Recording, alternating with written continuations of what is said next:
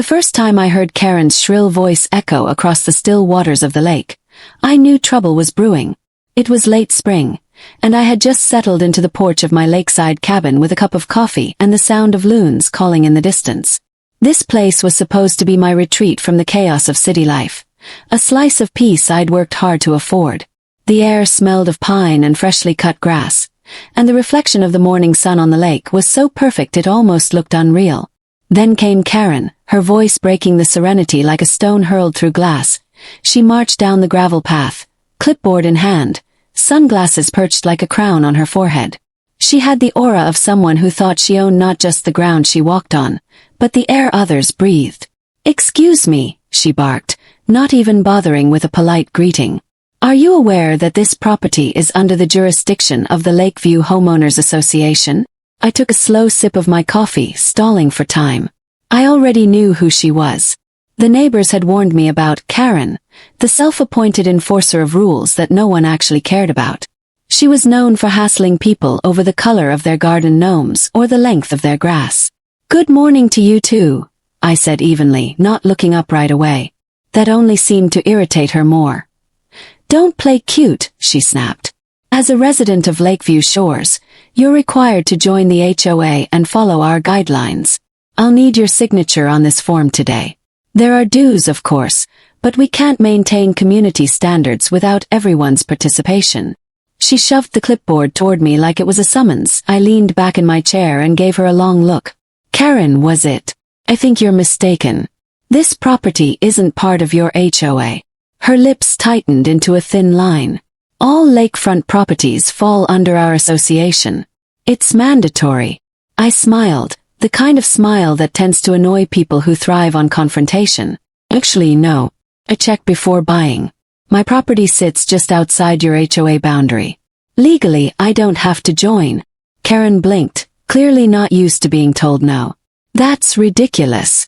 You can't just live here and freeload off the rest of us who pay for lake maintenance, security patrols, and community events. You're part of this neighborhood, whether you like it or not." "Nice try," I said, standing up and stretching. "But again, not my circus, not my monkeys." Her face flushed crimson. I thought she might explode right there, but instead she straightened her shoulders and gave me a cold, rehearsed smile. "We'll see about that." That was the beginning of the war.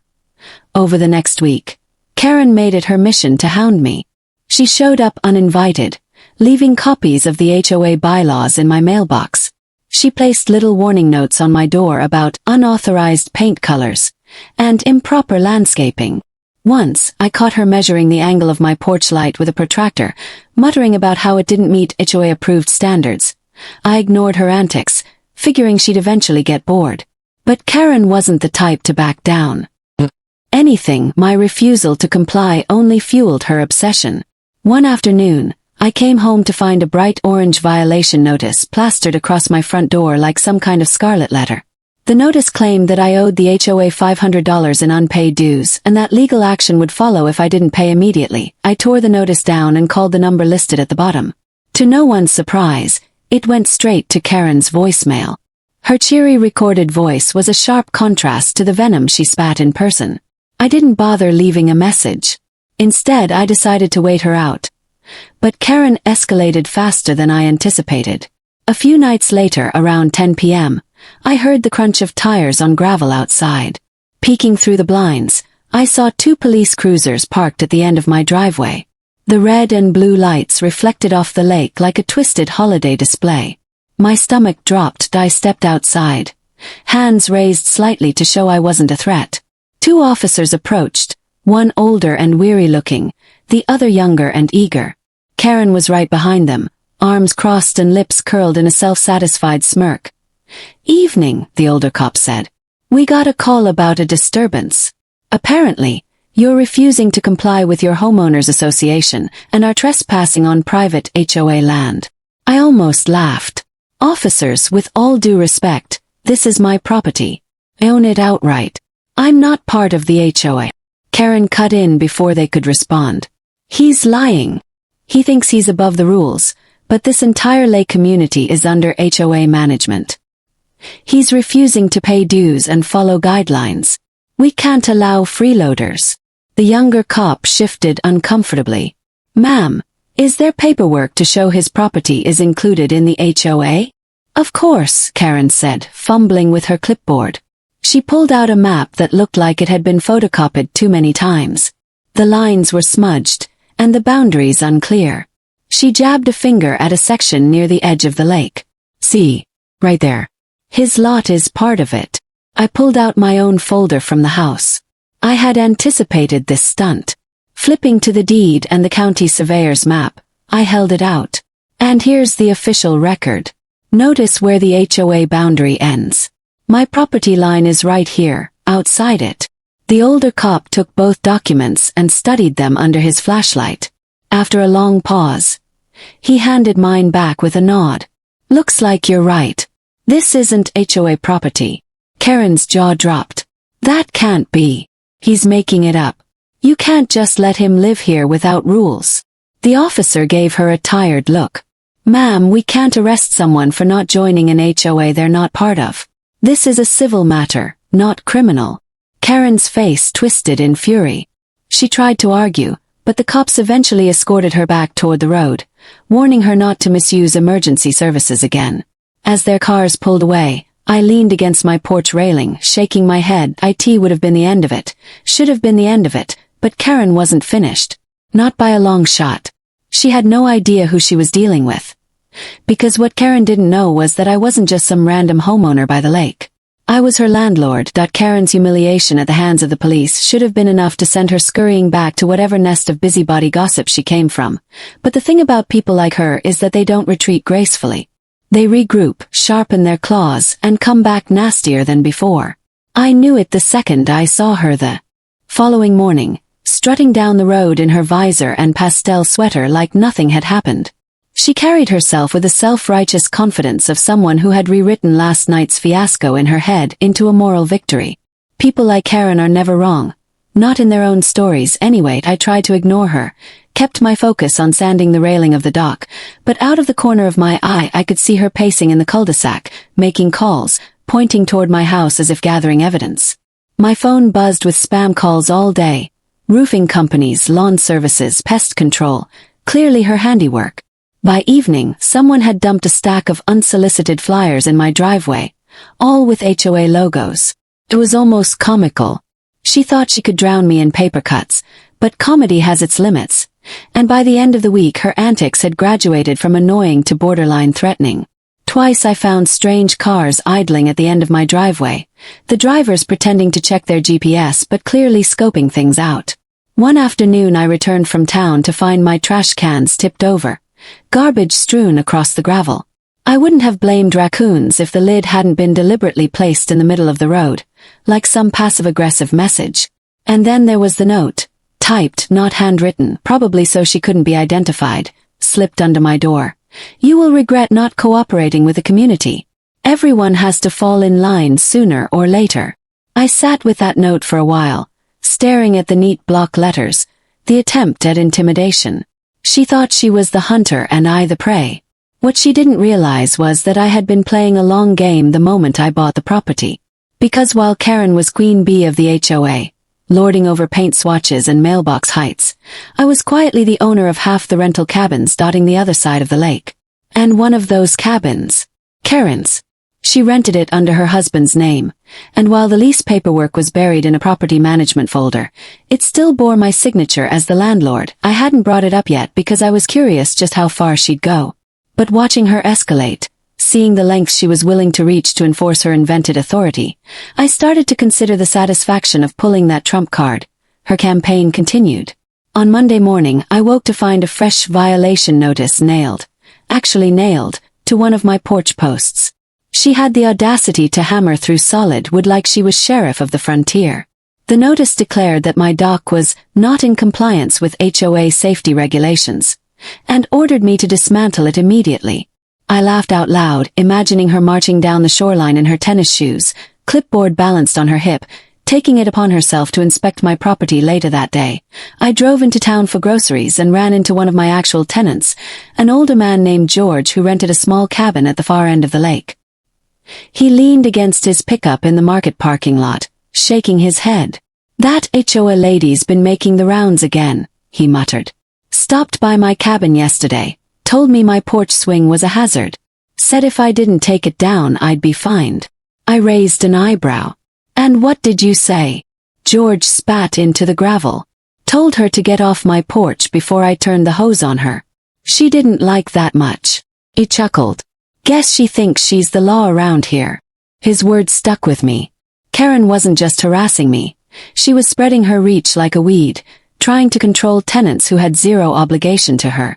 That crossed a line to be why Wednesday she had escalated again, this time hosting what she called a community emergency meeting. Flyers went up on mailboxes and utility poles, warning that an uncooperative homeowner threatened the integrity of Lakeview Shores. The meeting was to be held at the community clubhouse, an ugly A-frame building that smelled perpetually of mildew and coffee creamer. Out of sheer curiosity, I went. The place was packed with retirees, middle-aged couples, and a few young families, all perched on folding chairs while Karen stood at the front with a PowerPoint presentation. She had really outdone herself. Slides of eyesores she claimed were ruining the neighborhood, including blurry zoomed-in photos of my porch light, my lawnmower left outside, even my dog lying on the dock. Each image was accompanied by bullet points about safety risks and property value decline. When she reached the slide with my name in bold red letters, she practically glowed. This, she declared, is what happens when someone refuses to join the HOA. They ignore our standards, disrespect our community, and free ride on our hard work. We cannot allow this. A murmur of agreement rippled through the crowd. But then a voice spoke up from the back. George again. Hold on, he said. That man owns his property outright. I've seen the deed. He's not in your HOA. You don't get to tell him what to do. Karen's eyes narrowed. He benefits from our efforts whether he admits it or not. If we let him defy us, what's next? People painting their houses neon green. Parking boats on their lawns. We have to set an example. I raised my hand slowly, savoring the moment when every head turned toward me. So what you're saying, I drawled, is that my dog sunbathing is a threat to national security? A ripple of laughter broke the tension, though Karen's face turned scarlet. This is not a joke, she snapped. You are undermining the fabric of our community. I leaned back in my chair, arms crossed. Or maybe you're just drunk on power. The meeting dissolved into chaos after that. Neighbors bickering, Karen shouting to regain control, me quietly slipping out the back door. As I walked home along the shoreline, the sun dipping behind the trees, I realized I'd had enough fun playing defense. It was time to go on offense. The next morning I drafted a letter, an official, carefully worded notice on my property management letterhead. It was addressed to Karen's husband, since the lease for their cabin was under his name. The letter reminded them of their lease terms, specifically the clause about harassment of neighbors and misuse of common areas.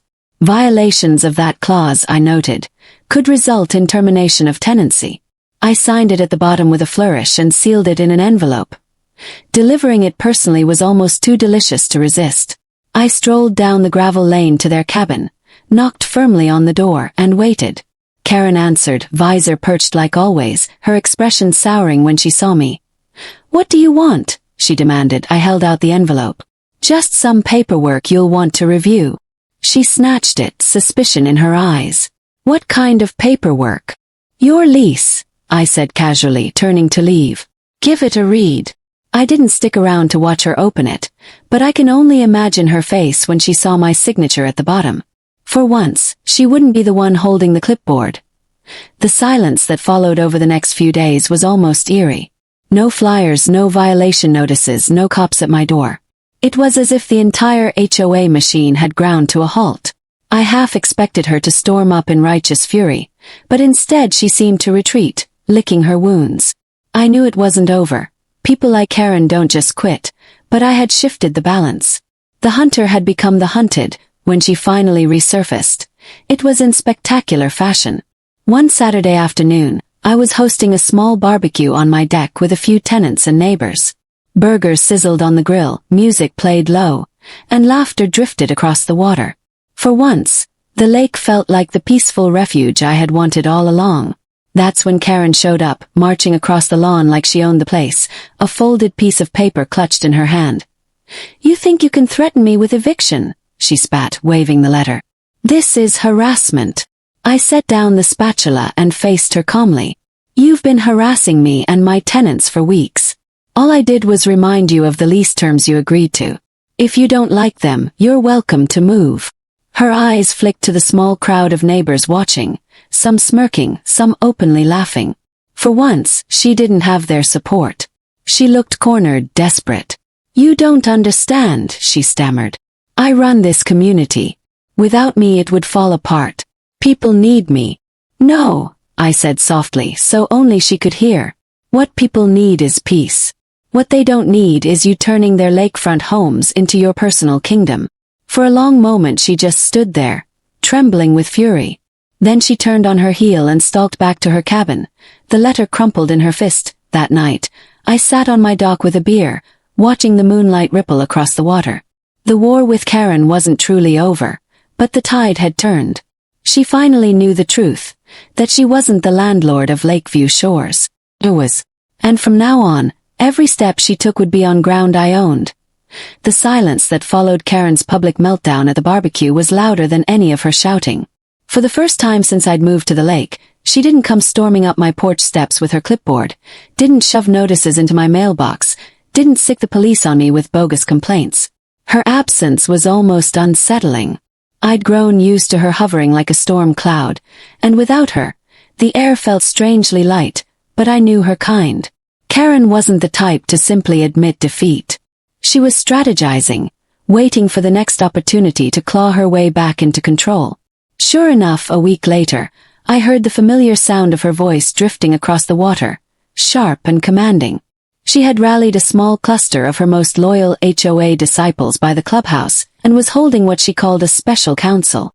From my dock, I could see her gesturing wildly, papers flapping in her hands, while the others nodded dutifully this time, though the whispers spreading through the community weren't in her favor. Neighbors who had once tolerated her crusades now grumbled about her harassment. People had enjoyed the barbecue I'd hosted, the easy camaraderie, the reminder that community didn't have to mean control. Karen's spell was breaking and she could feel it. A few days later, I got my first real sign of surrender. A letter arrived in my mailbox. Not typed, not official, but handwritten in Karen's sharp, almost frantic cursive. "We need to talk. Please." That was it. No threats, no demands, just two short sentences. I almost laughed at the whiplash, but curiosity got the better of me. I agreed to meet her on neutral ground, the dock that jutted into the lake between our properties. She arrived in her usual pastel visor, though it sagged a little, and her eyes darted nervously. She looked smaller somehow, like the fight had drained something from her. "You've humiliated me," she started, voice quivering with barely suppressed anger. "Made me look like a fool in front of my neighbors, in front of the police.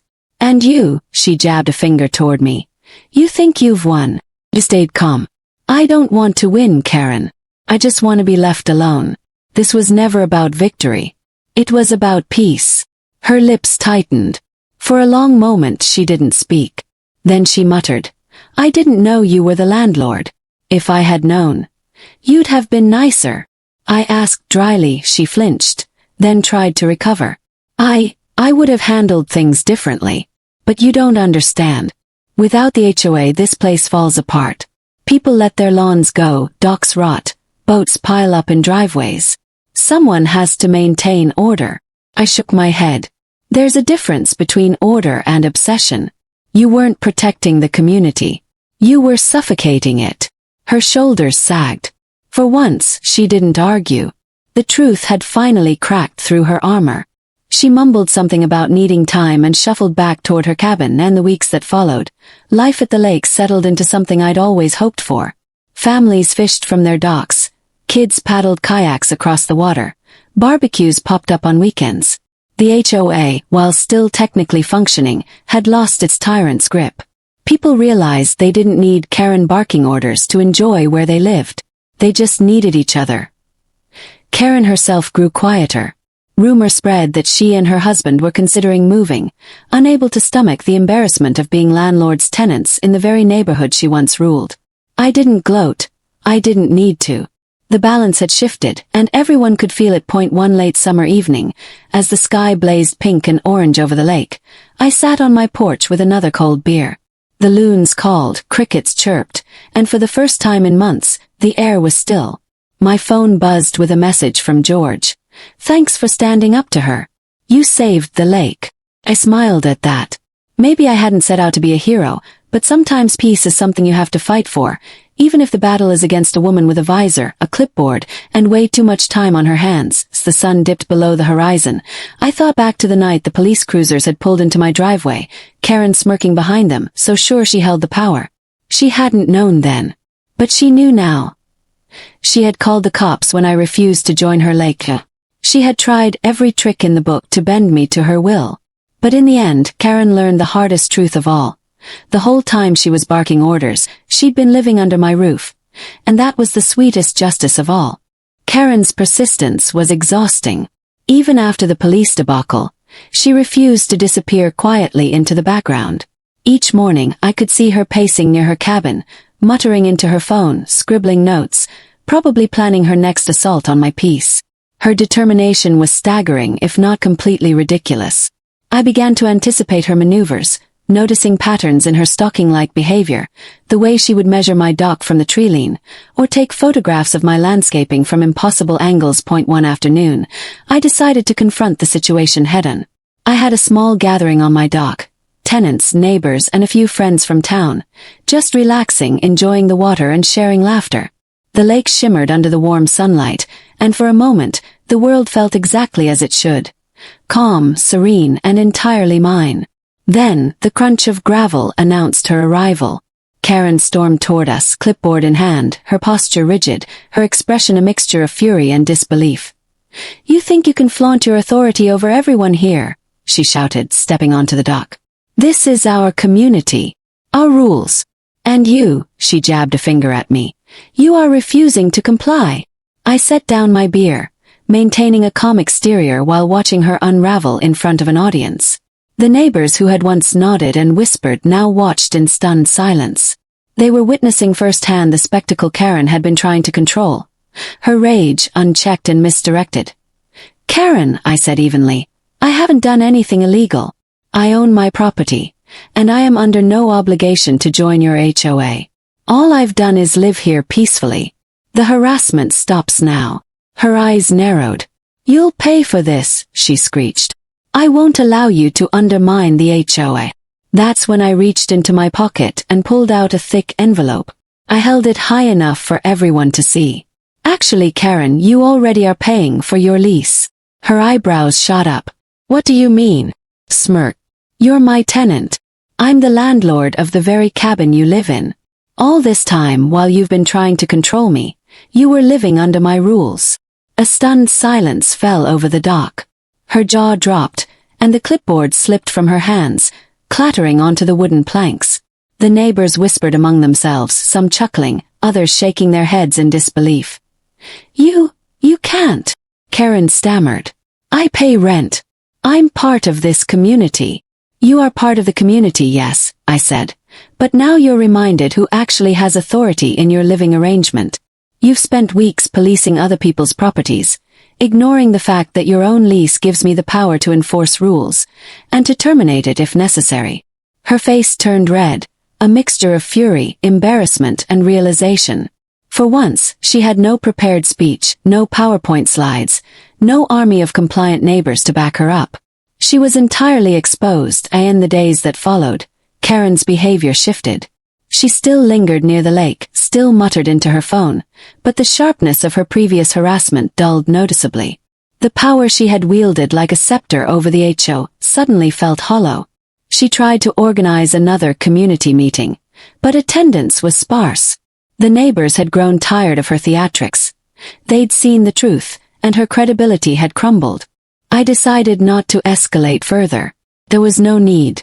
Simply reminding her of her lease terms and asserting my authority quietly but firmly was enough. I continued hosting small gatherings, lending support to tenants, and maintaining the lakefront properties. The calm returned slowly but surely. Conversations replaced confrontations, laughter replaced shouting, and the lake resumed its rightful role as a sanctuary rather than a battleground. One evening, as the sun dipped low, painting the water in hues of pink and gold, I sat alone on the dock, reflecting on the chaos that had erupted. The memory of Karen storming the property, shouting and flailing, seemed almost surreal now. It was hard to believe that someone could be so consumed with control, so unaware of the truth beneath their feet. And yet, that ignorance was what made the moment of revelation so satisfying. It wasn't revenge in the traditional sense. I hadn't humiliated her publicly. I hadn't called the cops unnecessarily, and I hadn't sabotaged her life. All I had done was exercise my rights responsibly, standing firm while she flailed against the boundaries of her own hubris. And in the process I had restored balance, not just for myself, but for the entire lake community. Karen eventually moved out quietly, her husband in tow. Rumor had it they found a new cabin elsewhere, far enough from the lake to escape the embarrassment but close enough to try to maintain some semblance of status in a new neighborhood. The HOA, relieved of its most aggressive enforcer, settled into a quieter routine, more focused on genuine community concerns than petty control. Looking back, the experience taught me a few valuable lessons. Power wielded without awareness is fragile. Obsession disguised as authority is self-destructive. And sometimes the quiet assertion of one's rights is more potent than any overt act of defiance. Karen had learned this the hard way, but the rest of us simply learned to enjoy the lake. On the porch that evening, a soft breeze carrying the scent of pine and water, I watched the sun slip below the horizon, casting long shadows over the rippling lake. The world felt right again.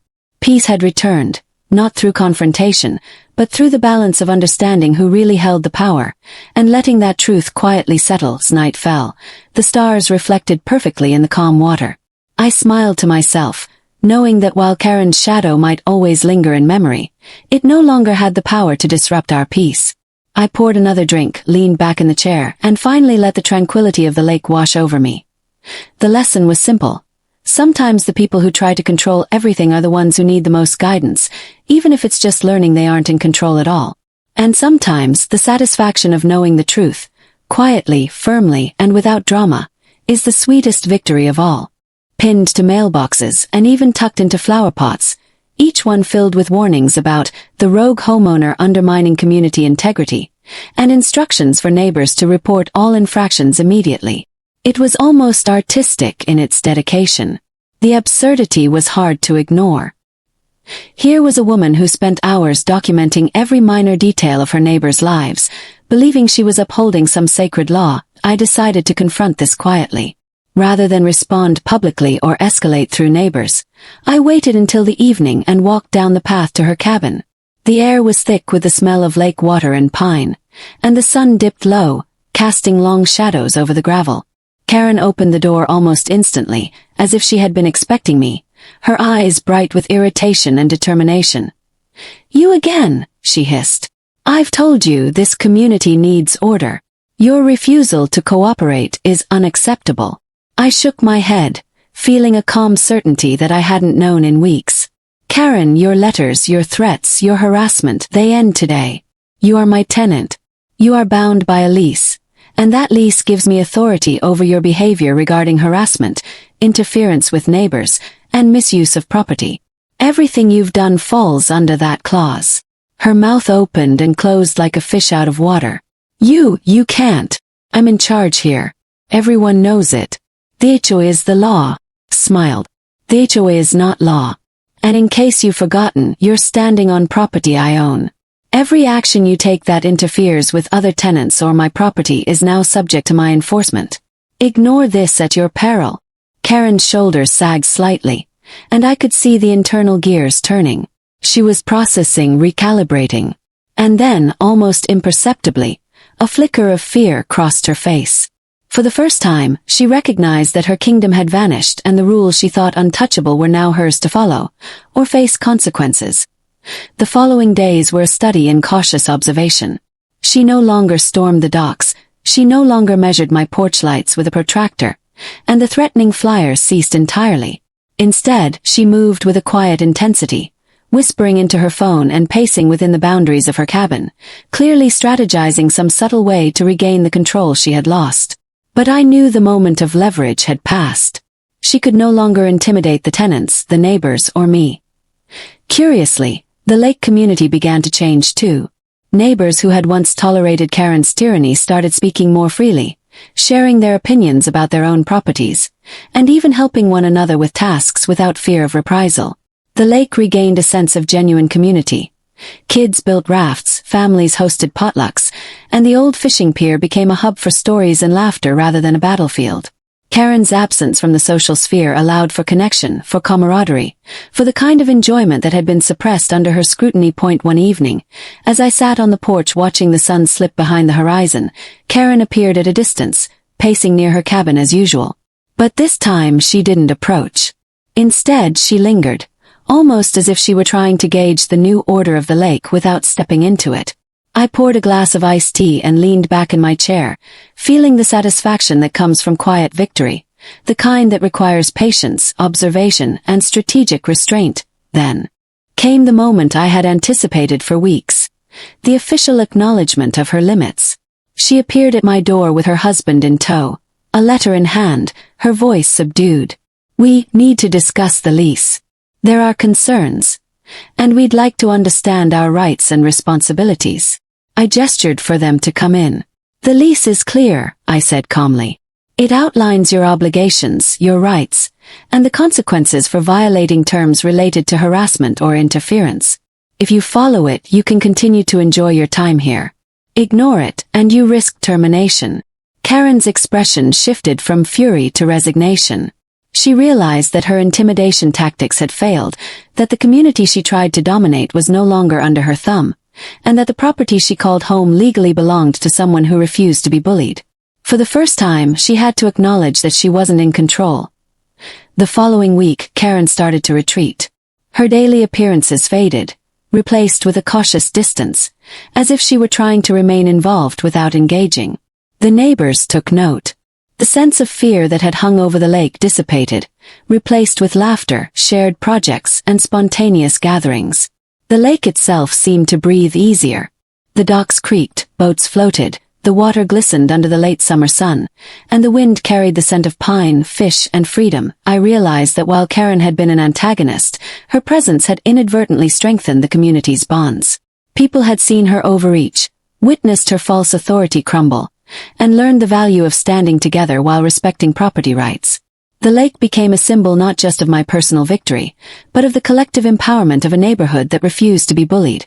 In her final act, Karen and her husband quietly moved out, taking their belongings and leaving the lake for good. No dramatic scene, no final confrontation, just a gradual retreat as reality caught up to her hubris. The community, relieved and subtly celebratory, continued its daily routines with renewed spirit. Kids swam, families hosted barbecues, and the lake reflected the sky as peacefully as ever. Sitting back on my porch, watching the sun dissolve into a palette of oranges and purples, I reflected on the ordeal. Karen had been a storm, loud and furious, but ultimately ineffective against patience, legality, and quiet confidence. The lesson was clear. Authority without legitimacy is fragile, obsession can be countered with calm strategy, and peace, true peace, is maintained not through aggression, but through consistent rightful action.